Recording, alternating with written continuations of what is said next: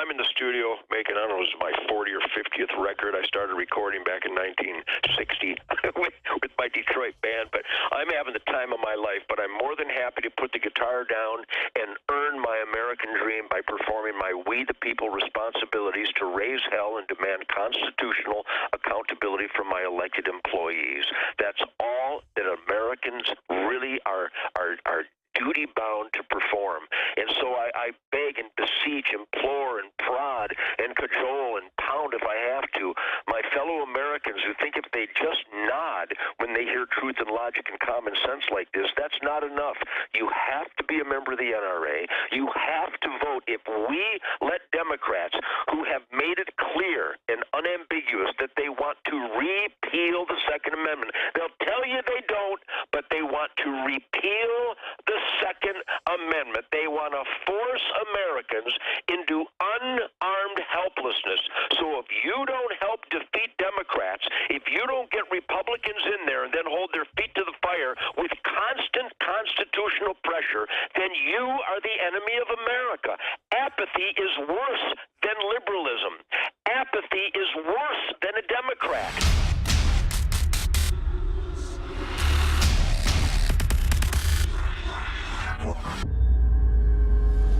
Well, we've got a real treat for you here today.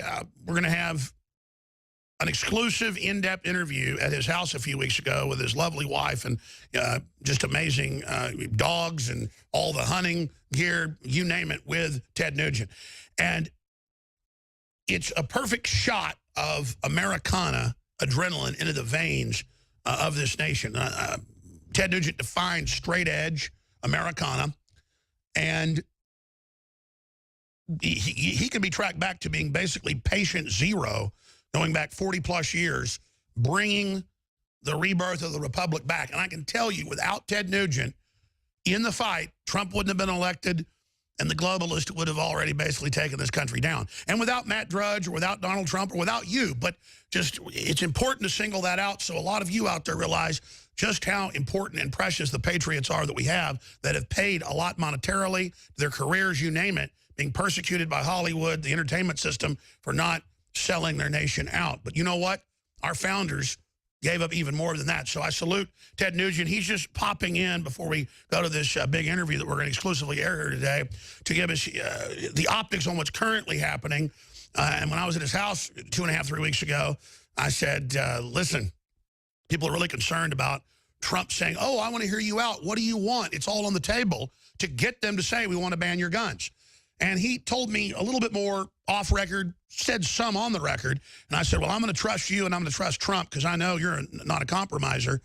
And, well, it's been proven right. They got the Democrats to come out all over CNN, all over Fox News. They introduced legislation all over the country to ban all semi-autos. They've got the former Supreme Court Justice John Paul Stevens saying repeal the Second Amendment. And this took the Republicans, who were 5, 10, 15 points, depending on the poll, behind with this big blue wave coming in, and re-energized people, woke them up that, yeah, we're in round 2 here. The war isn't over. It just started. And now we're in a fighting position here. So I got to tell you, the 4D chess is working. Ted Nugent, we salute you. Thanks for coming on. Well, thanks, Alex, and God bless you and everybody that I know that are performing our original founding fathers' vision of we the people by raising hell and spotlighting cockroaches. And I never in my 70 years of clean and sober rhythm and blues rock and roll American dream have I seen more we the people patriots raising hell and spotlighting more cockroaches than ever before. And if I may, Alex, this needs to be emphasized now that Stevens has shown the true colors of the liberals and the Democrats.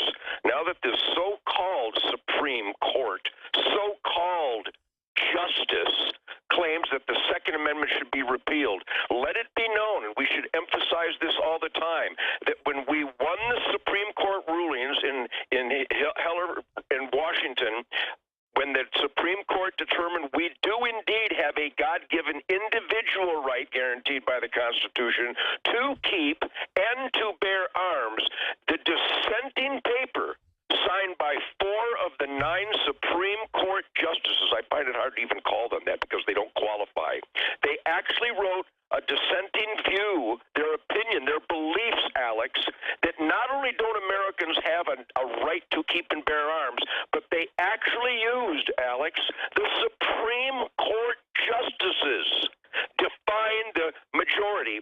They claim that Americans have no basic right, hang on, to self-defense. They actually wrote the words, no right to self-defense. And those punks weaseled their way onto something called the Supreme Court and are considered to be justices. If that doesn't scare the hell out of you, then I suppose you might want to get comfortably numb and have a party with, Michael Moore. So these are dangerous times, and now the spotlight has hit the biggest and ugliest cockroaches, and let it be known, the left, the Democrats, they are on record. They want to repeal the Second Amendment. If you're not a member of the National Rifle Association, you are on the side of people who want to repeal the Second Amendment. Case closed.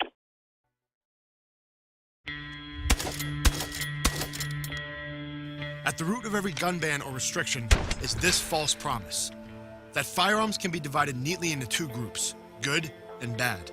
And if we can just get rid of the bad ones, we'll all be safer.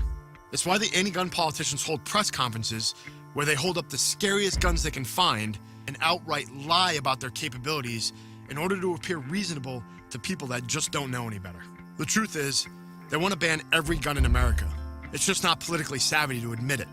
So they try to achieve their goals one gun and one accessory at a time. I served in the military for 12 years. I've used a lot of different firearms and platforms in a lot of different situations. And I know firsthand that what works for one person may be completely inadequate for another. All these firearms in front of me have different features for different purposes, and that's exactly what they are. They're purpose-driven. Good and bad, there's no good or bad guns. They're gonna do what you drive them to do. If I have a collapsible stock and a vertical grip on here, all these things are purpose-driven for a different reason. Just because one looks different than the other doesn't mean that somebody can't take it and go do harm with it. If I'm in California and you're not okay with a 30-round magazine, but you're okay with somebody getting shot with a pump-action shotgun, you really have to ask yourself at the end of the day, what exactly are you trying to accomplish? And what it is at the end of the day is you have to admit it to yourself that you just want to ban all guns, period. Hold hot. Banning some guns, but not all of them, doesn't make anyone safer. It restricts the options of the law-abiding citizens to choose the right firearm for their personal needs and capabilities. So to all the anti-gunners out there, here's an honest proposal. Either you admit it, that you want to ban all guns, or you stop endangering good people by limiting their option to protect themselves.